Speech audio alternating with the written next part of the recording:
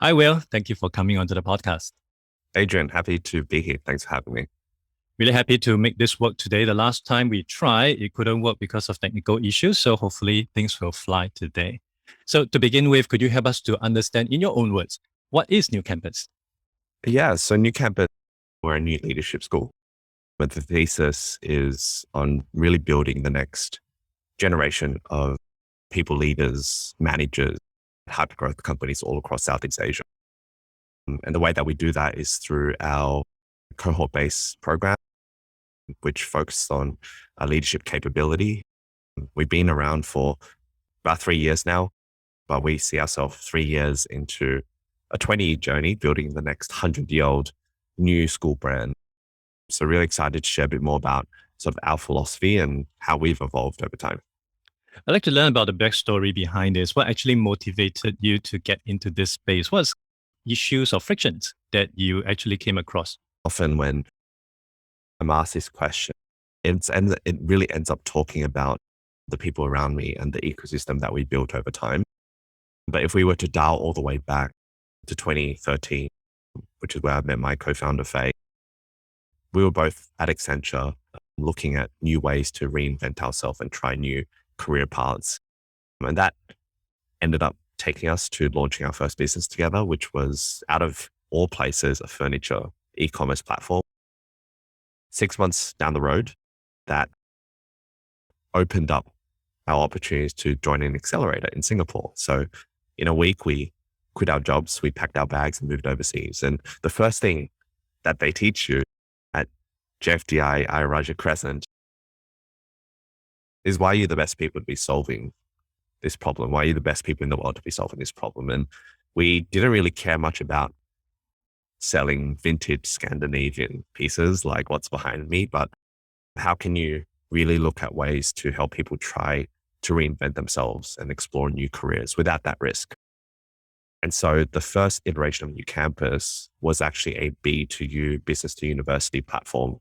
We built programs with universities all across Southeast Asia, the Middle East, China, focusing on helping students elevate themselves digitally, business-wise. But we actually had an opportunity come 2018 to launch our own challenger university, which has now become NewCampus. And with a pandemic really putting a spotlight on access, new ways of learning, NewCampus eventually evolved into a new business school.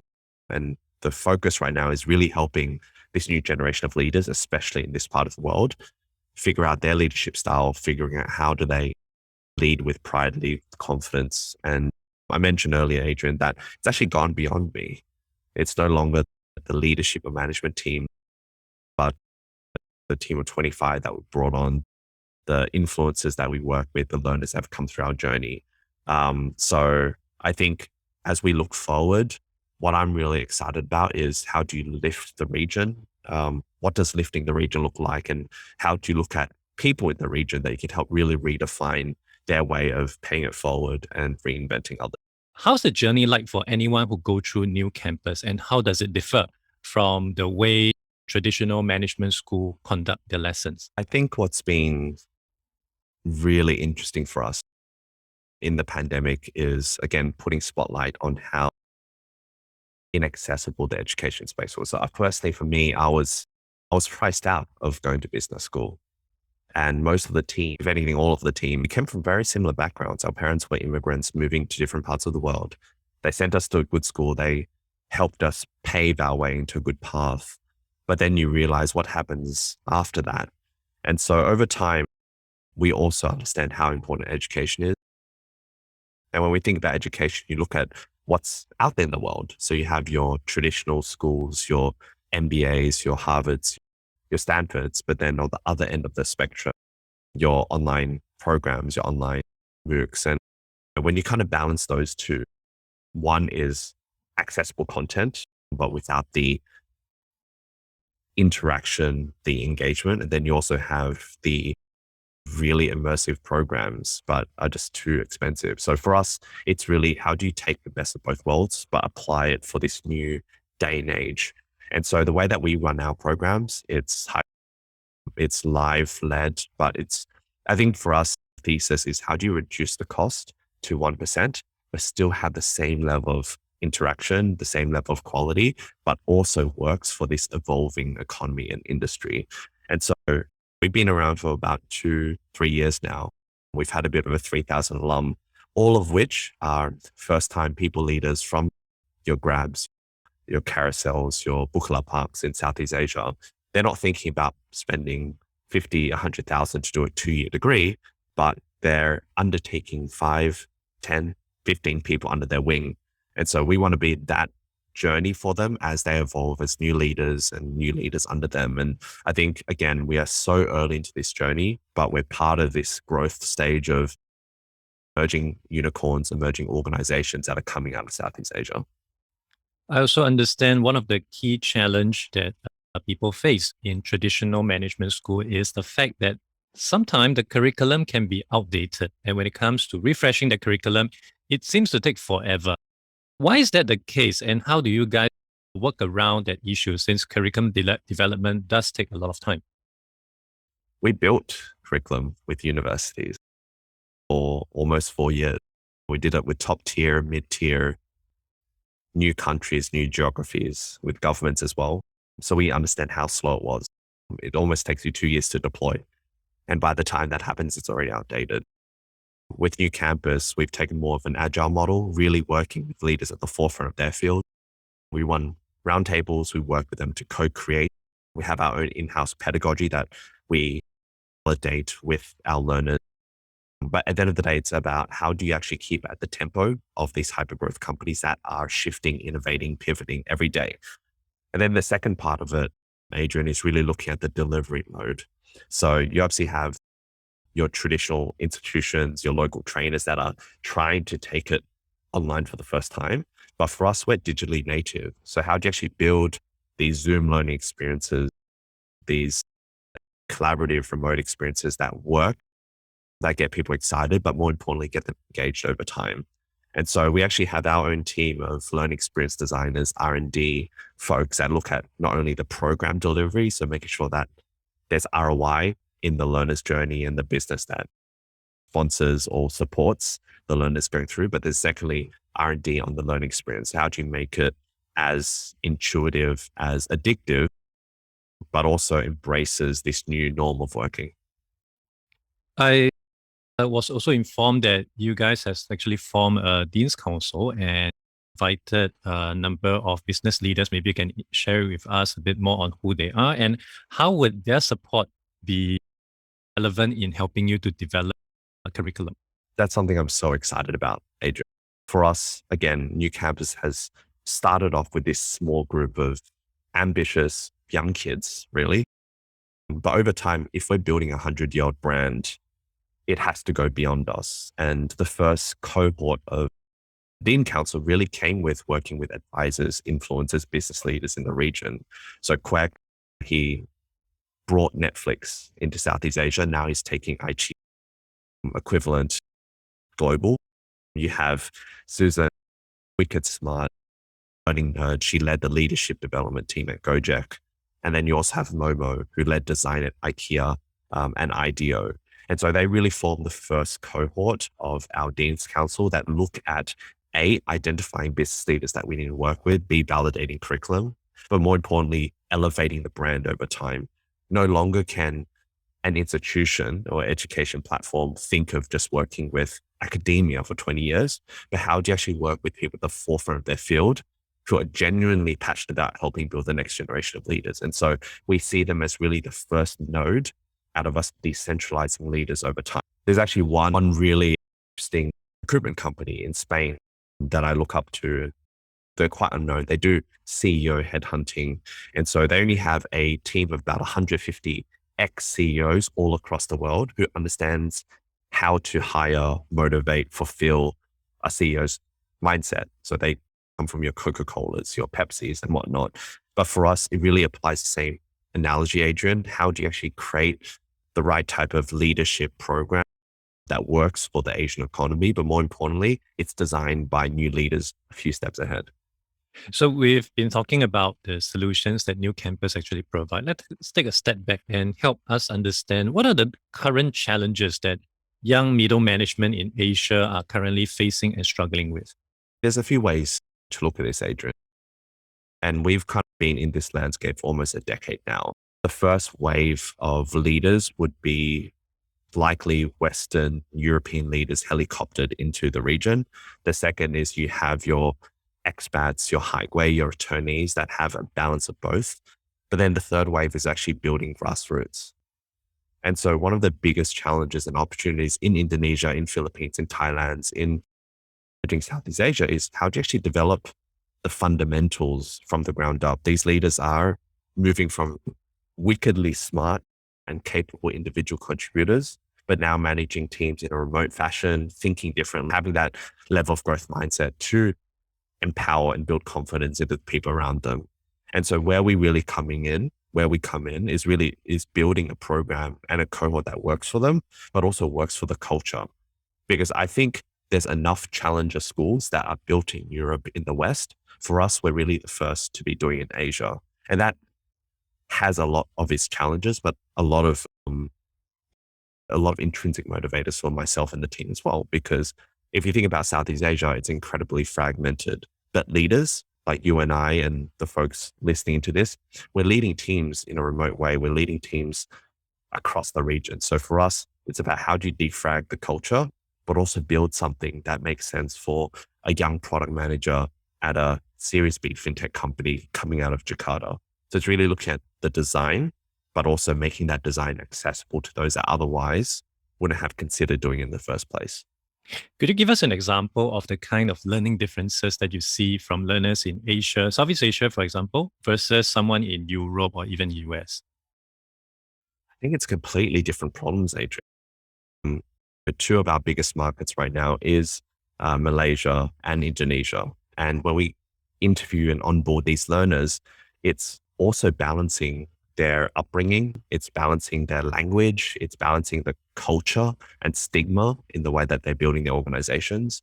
So for example, what we're very proud of is that 80% of our learners are women, not by design, but eventually as we've kind of evolved our school, it's building these safe, inclusive environments for people to thrive that otherwise wouldn't have had the chance to. The second thing is 100% of our learners are people of color. So really taking into place, how do you mix and match accountability partners, mentors, designing the program that sticks, designing the coaching that lands, but more importantly, the companies as they evolve in their respective industries, their respective geographies, how do you actually build it so it works for this type of environment? So we look a lot at culture, cross-cultural intelligence is one of our sort of core themes that we're investing into this year. But at the end of the day, it's again, designing Asian leadership from the ground up, not taking something that's been cookie cutted or built over 50, 100 years and applying it to this part of the world. And overall, what are your take on the way things are being conducted when it comes to the learning space? Obviously, with so many things and infusion coming from all angles at the same time, you're looking at WEF telling you, okay, these are the top 10 critical skills that you have to take by 2030 or you're obsolete. And at the same time, you have another area where people are saying, oh, AI automation is going to take jobs away. How does all this infuse and come together? And how can learning play a part in trying to get people better prepared for what is to come? I think there's a lot of signals in the market. And when we talk about the future skills, that's really one segment of supporting new entrants into the workforce. So when we started off doing QLC, the predecessor to NewCampus, it was really focusing on helping international students be job ready. I think with the whole AI conversations, it's focusing on existing industries, old industries that need to level up, need to reinvent, need to digitize. But for us, the focus is really on this management piece. So we know that over the next decade, there's going to be hundreds, thousands of new unicorns, new grabs, new projects, new one championships that are emerging. And so there's going to be a middle management layer that is going to struggle to have the right type of mindset and right type of capability. And more specifically, when you look at the existing opportunities, it's either local trainers that is opaque with pricing or delivery methods, and then universities that completely inaccessible and content is questionable. And so for us, It's really looking at the pace of how these industries are moving and the type of leaders that are being born. We're trying to lift leaders in Asia disguised as a challenger university. But the end goal is really looking at how to give them the right exposure, give them the right network and the right tempo of thinking that allows them to move forward, lead teams, and be confident in who they are, and therefore build better companies along the way. Leadership training, honestly, based on my interaction with some companies, are not exactly top of the priority for a variety of reasons. And for companies that actually attempt to do something, they would just pay subscription to some learning content and expect their managers to consume those content. Do you think that's the best way forward? And what are the shortcomings when it comes to approaches like that? So we started off selling to 3 different customer archetypes: L&D, C-suite, and then the business leaders. When you're thinking about doing an education company, it's probably building a business on hard mode. You need to get everything right, from the contacts to the content to eventually building the ROI with the mix of both. And so we started off doing the HR side because common sense means you need to go to the L&D leaders. They have the budget they're already spending. But what we've actually seen, Adrian, in Southeast Asia is most of the decisions are actually built and created and owned by the business leaders who care a lot about their people. And so this is actually really similar to the concept of Slack right now, where it's not just about transforming the way that people work in the beginning, but really working with these agile teams that wanted more effective ways of communication. We can argue that's not the case anymore, but for us, where we've actually found a lot of interest and evangelism is working with business leaders that care about investing in their people. Because at the end of the day, we are in the business of people and businesses are in the business of people. And so if you're not looking at who cares a lot about investing in the people, then they're probably not the right type of company that works with us. And so for us right now, why we work with a Dean Council, why we work with these business leaders is because there's an intrinsic motivator on top to eventually lift the region. And so what's been interesting as we've kind of steered away from your HR as our buyers is we're also educating HR and L&D leaders to learn about new ways of learning. And one analogy that I love using from an EdTech conference a few years ago is 10 years ago, you would have the chief digital officer who was a vertical in an organization. Now digital is supposedly absolute given for every organization. Likewise is happening with learning. You have your CLO, your chief learning officer, but now we're part of the movement of building learning organizations. And I think moving forward, that's how organizations are thinking in terms of retaining, engaging, and empowering their team members to look forward and be innovative, more creative, more resilient, especially in tough times like this. I've also seen, of course, a lot of middle management that really struggle to fill the new shoe that they're given, because they step in from an individual contributor perspective. For the managements out there, what's your advice to them to consider before really putting this person into the opportunity to become a middle manager? So in the case of startups and scale-ups, Adrian, they're moving so fast that they don't even have time to consider it.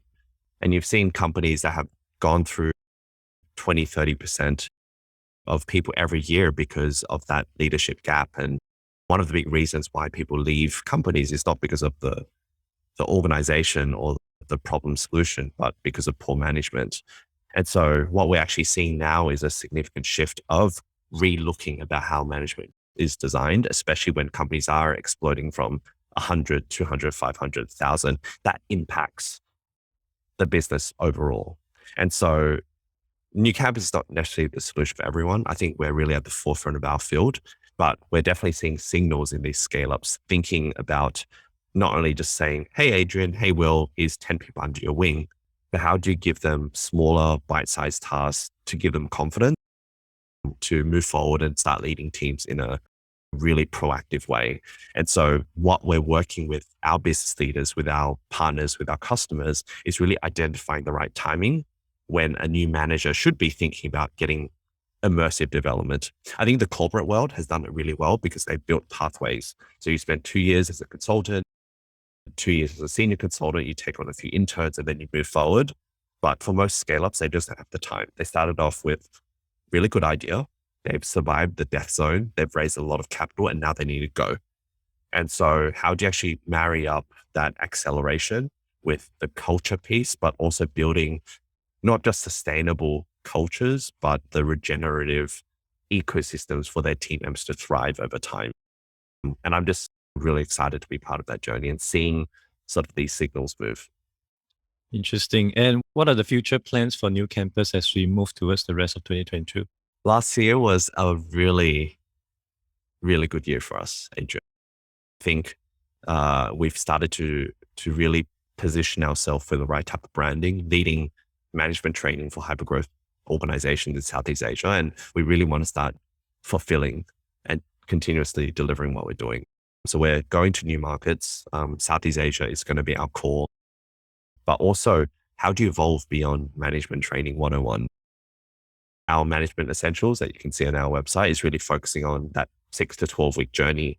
But eventually we want to build a full scale alternative business degree. There's bells and whistles that are coming into play. So you have your credential that we're acquiring, which empowers our learners to actually have a global degree under their belt. But then secondly, how do you actually continuously help our alumni and beyond evolve as better leaders? So we're working really closely with our council, we're working very closely with our business leaders to continuously shape the way that we're designing learning experiences, but also how do you make the content, the curriculum, the community relevant as we go towards the end of the year. But again, we're looking at this from a very long-term perspective. We are going on to be 5 years to a 20-year journey, building the next 100-year-old school. So if we keep innovating, creating, making sure that the content, the team, the ecosystem is agile, then that's where you carve yourself as a differentiator. And I think we're very bullish about that. Thank you so much. And for people who's keen to learn more about yourself as well as NewCampus, where can they go to? A few ways. I'm always open to jump on a Zoom coffee. Y'all can find me on LinkedIn. I'm on Twitter. Hello, Wilfan. But also check us out on newcampus.co. Really excited to continue. Happy to continue working together. Thanks so much for making time today for this discussion and come on this podcast. What you've just mentioned will be listed into the show notes. And I wish you all the best in the rest of the journey with NewCampus. Thanks, everyone. Have a good one. Thank you for listening to the podcast. You can refer to the show notes for links to more information about our guests and their businesses. If you enjoyed this podcast, it will be helpful to give a review on iTunes or follow me on Spotify. If you're using Overcast, please hit the star button under the episode. That will help get this episode and podcast out to more people who may find it useful. I'll see you in the next episode of The Adrian Han Show.